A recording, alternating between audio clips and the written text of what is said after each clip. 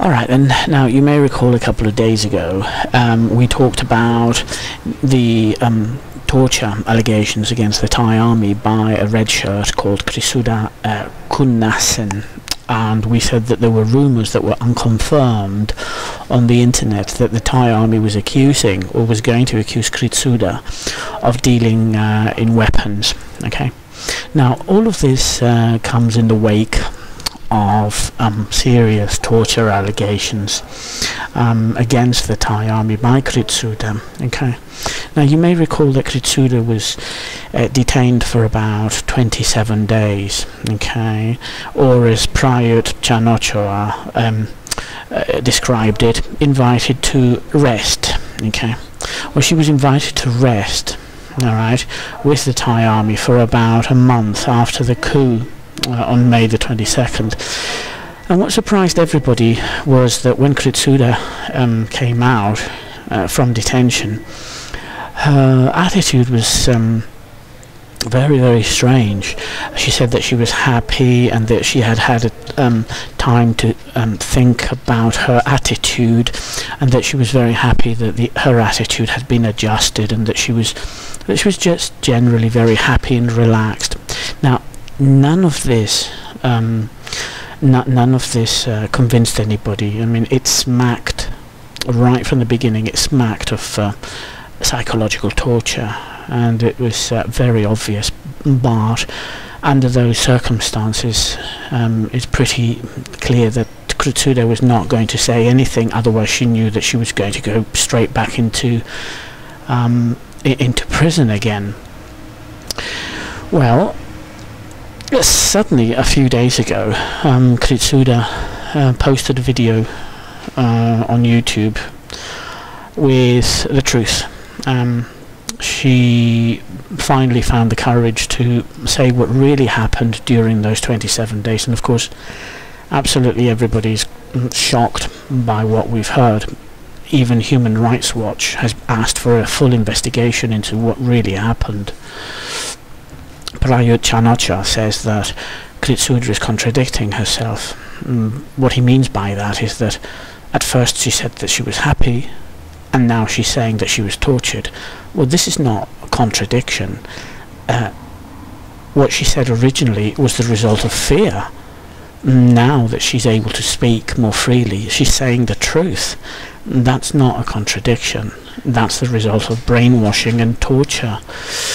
Okay, so let's look at what the reaction of the Thai army has been.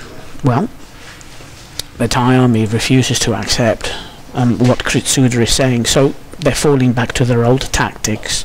They're accusing her of dealing with weapons. This is what we said was going to happen a few days ago.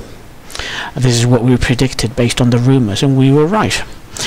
These allegations of dealing with weapons are the same that have been levelled against the president of the Free Thai movement, okay, Hakrapop Penkare. Now, when Hakrapop was accused of dealing with weapons, we all knew that it was a bogus claim. We all knew that it was ridiculous. But I think we can be pretty sure that it really is just another false claim, because now that Kritsuda has been accused of this, now we can be pretty sure that the junta, the NCPO, is using these accusations as an excuse to label people as terrorists, and no more. Kritsuda hasn't been dealing with weapons any more than Hakrapop Penkare has. These are lies that are being put out by the NCPO. Okay, so what really happened during those 27 days when Kritsuda and others were invited to relax and rest? Okay, well, this is what Kritsuda says. She was tortured. She had a plastic bag placed over her head on several occasions. Now, the result of this obviously doesn't leave any physical signs. I mean, there's nothing physical that you can see, that you can point to, apart from maybe nosebleeds, because having a plastic bag placed over your head can lead to nosebleeds. But basically, the victim falls unconscious because of lack of oxygen, etc. If you ever want to know what it feels like, to have a plastic bag put over your head. Try it yourself. I'm only kidding. Don't even think about it. It is extremely dangerous. It's very difficult to breathe, and you have nosebleeds, and of course the result is that you pass out in the end. Okay, and that's the form of torture that the Thai army's using. Kritsuda was placed in a body bag. Okay, now obviously this doesn't leave any physical signs of torture, but it does leave a psychological sign of torture. We all know that body bags are used to place bodies inside, and the psychological impact of this can be absolutely terrifying. When somebody zips you up inside a body bag, it can be quite traumatic. And finally, Kritsuda also says, this is probably the most worrying one, she says that she was blindfolded, okay, so that she couldn't see.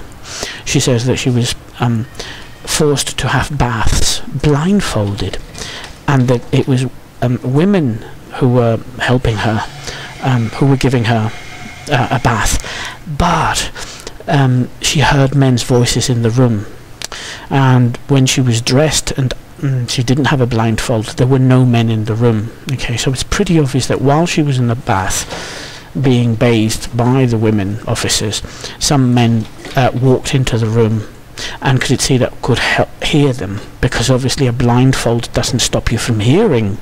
It actually makes you more alert. You can hear voices and noises inside the room. Okay, so it's pretty obvious that this type of humiliation, which was probably quite deliberate, was happening to her. Okay, now these are the allegations that the army is trying to cover up. This is what they don't want to admit. They don't want to. They don't want these allegations of torture to be investigated by Human Rights Watch. They don't want the world to know the truth. Instead, they put on concerts with singing soldiers and fireside chats on a Friday evening to try to convince the world that Thai people are happy, when in fact what we have here are the beginnings of a reign of terror in Thailand, with some serious allegations of torture against dissidents like Kritsuda and like other people. And this is not something that we should ignore. This needs to be investigated. It's pretty obvious that all of this is happening with the consent of the NCPO and Thailand's new dictator Prayut Chan-o-cha, and it needs to be condemned, and it needs to be investigated fully.